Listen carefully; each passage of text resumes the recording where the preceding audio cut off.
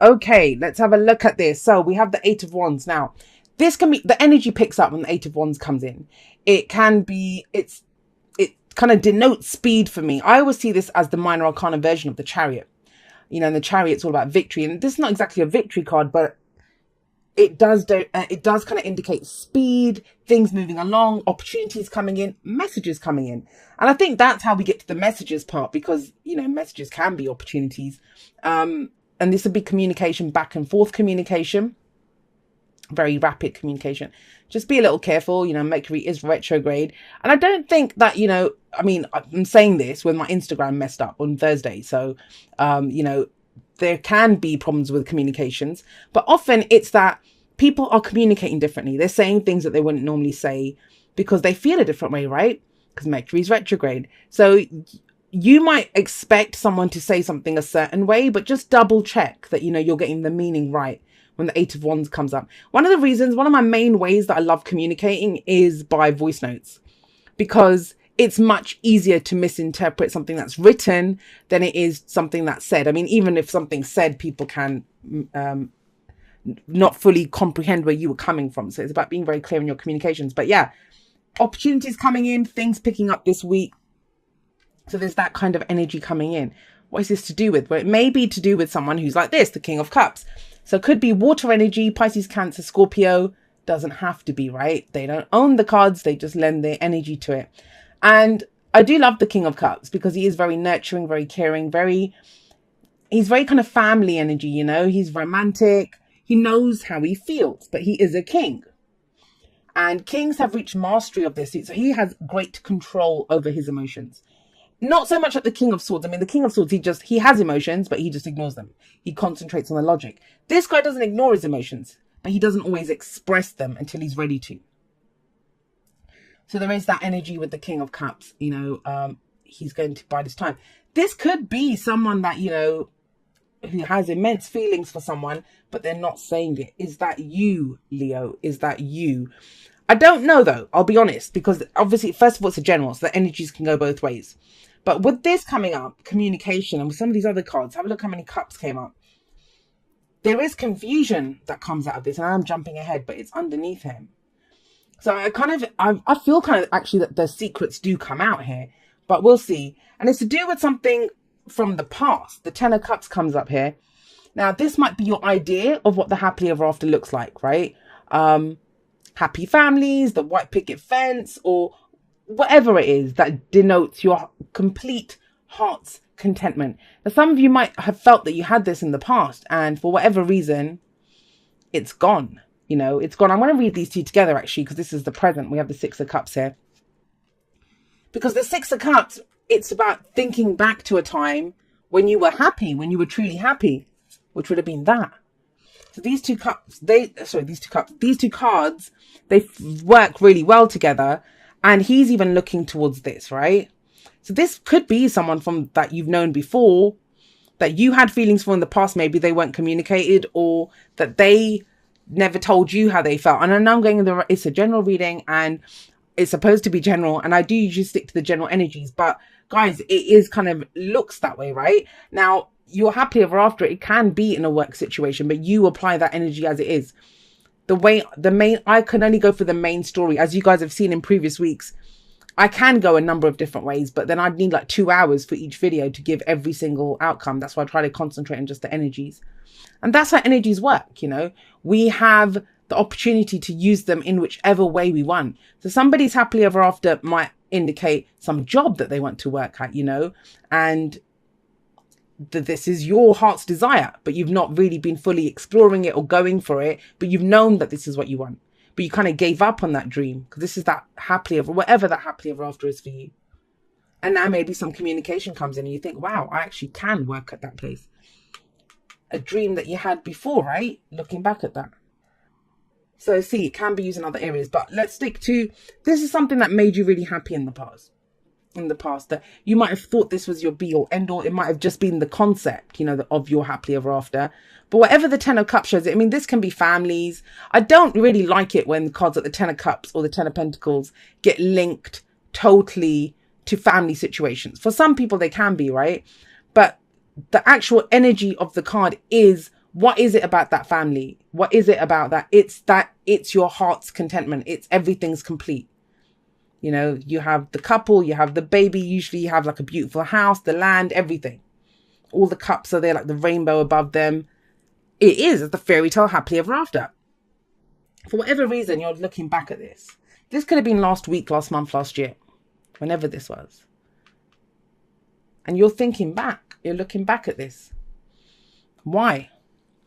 Did someone come back from that period in your life? And it could be a friend, could be a colleague, could be anyone. But Six of Cups can be the return of someone, could be a childhood friend. But normally the energy of the Six of Cups is nostalgia, just looking back. Now, I think you're looking back not of your own accord, not because, you know, you just decide to wake up and start, oh, wasn't that nice when I had this? Because of this. This is sat above it. So it's either going to be an opportunity that comes in now for a wish you had in the past. This is bigger than a wish. This was your everything you had. But for whatever reason, I don't know why it's in the past, why it's the foundation here. Because if it was still ongoing, wouldn't it be in the present or the future? So some opportunity comes in about this. Now, the thing is, with the moon coming here, it could be that you don't know how you feel about it. But with the King of Cups coming here, you do know how you feel about it. There's no way the King of Cups does not know how he feels. There's just no way. He might not be saying how he feels about it just yet, but he knows. So what does that mean? What does that mean for the moon card coming up as a future energy? Well, what it means is you're not sure you have all the information about this. You're not sure if it's too good to be true. You're kind of confused by whatever this is. Now, think about it. You know, if someone from your past is messaging you, they obviously might be that thing of, why is this person messaging me after so long? Like, you know, this is kind of weird. What do they want from me? It could be that. Or like I said before, like a misunderstanding with what was said. Or if you even want that old dream that you had in the past, is it something that you still want? Yeah, you're looking back and thinking that was great then. But does it work for you now? And the moon shows all of that, you know, confusion, illusion. There's secrets here. And the thing is, he is secretive as well. He can be. I know a lot of people don't see him like that. I don't think he's mean. I think he's, you know, that whole still waters run very deep with the King of Cups. He's not ready to say how he feels until he's ready to say how he feels. What the moon says to you is, and if you can, the example I always give is if you're standing at, you know, the top of a street, you're looking down and there's moonlight, there's spots of moonlight, you can see bits, but there's parts in shadow. And it is a card of illumination like the sun. However, we don't look at what's revealed to us. We look at what's not revealed, what's in the shadows. And when you look at what's in the shadows, you can't really see what's in the shadows. Yeah, I bet you anything, your brain will come up with dozens of things, like, you know, hundreds of things even, saying, oh, there's a wild beast there, there's a hole there, there's a ditch there, I'm going to trip up there, someone's waiting to attack me there. All of those things. But you don't actually know any of that. That's the shadow. That's your fears, your doubts speak into the shadows. So there's only one thing you can do. If you want to get to the other end of that street, you have to walk down the street on faith and go have a look in the shadows. Confront whatever it is that you think is frightening you there. I do feel like more information is needed. I kind of feel that whatever this communication is or the opportunity that comes in, it actually kind of confuses you more. Or maybe it's not even the communication, the fact that this comes in, whatever this is. And I'm sorry, I know it seems quite a specific energy, but that's how it's coming up. It might just be that it relates to one or two people. It's the question mark this week is, do I still want that dream or do I have a new dream? Does that still represent my happily ever after? And you have to consult your heart for that and confront the bloody fears that come up. We all have them, the fears and doubts. Because look at what the advice is. And both of these cards, they lead to the future never just happens, right? So I kind of feel the future energy, the moon, it's about walking that path on faith. But faith isn't blind faith. It's not, oh God, I have no idea. Or, you know, you kind of know there might be like a wild dog out there or something, but you're still going to go. That's not what faith is. Faith is knowing. You know.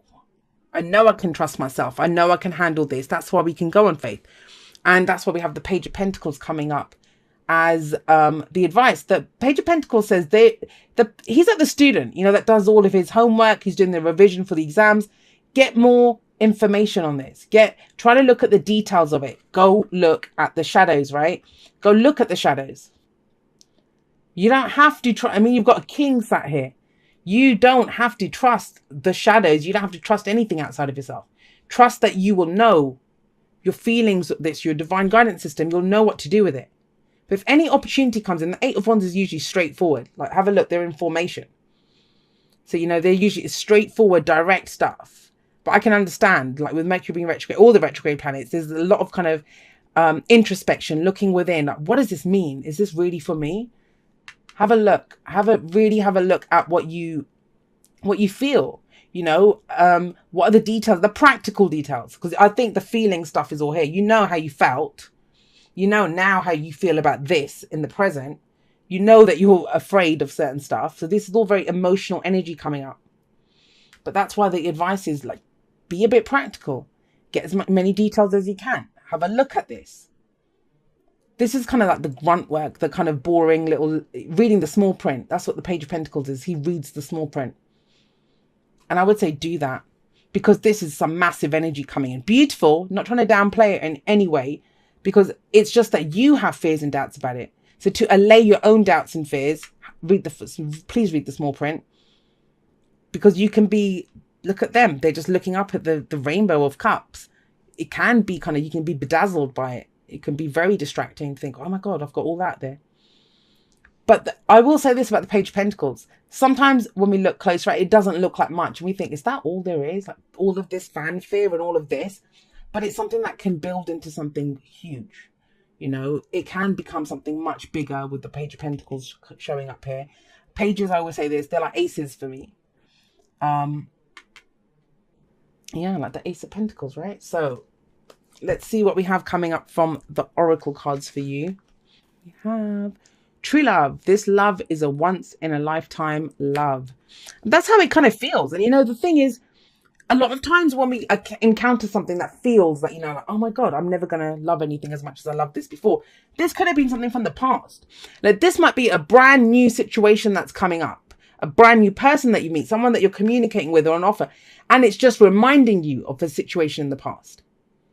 And that's the thing. When people experience true love like this, they think it can only happen once because it feels so amazing. I tell that story every time. I'm not going to tell it with this one, but you know, that's how love works. It feels like true love. It feels like true love. And it's beautiful that it does. That's why we do this again and again. No matter how hard we get burned, no matter how much we get hurt, we come back for more because it is true love. And I don't just mean with that person. If they hurt us, this is what I was talking about. The faith thing. You just have to trust yourself. We have no place like home coming up. What is home?